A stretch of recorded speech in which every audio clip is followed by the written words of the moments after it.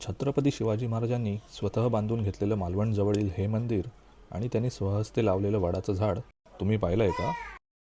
हे आहे मालवण शहरापासून 7 किलोमीटर अंतरावर असणाऱ्या आणि छत्रपती शिवाजी महाराजांच्या पदस्पर्शाने पावन झालेल्या कांदळगाव येथील श्रीदेव रामेश्वर मंदिर.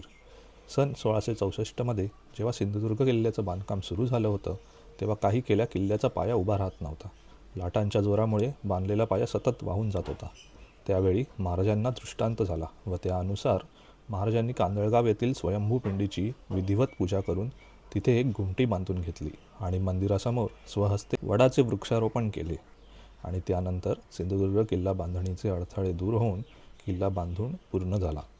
शिवरायांनी स्वतः बांधून घेतलेली ती रामेश्वराची घुमटी आणि लावलेला वड आपल्याला आजही पाहायला मिळतो.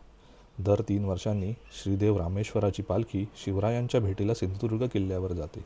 रामेश्वराच्या आणि शिवराजेश्वराच्या भेटीचा हा अनोखा सोहळा यावर्षी 23 जानेवारी रोजी संपन्न होणार आहे.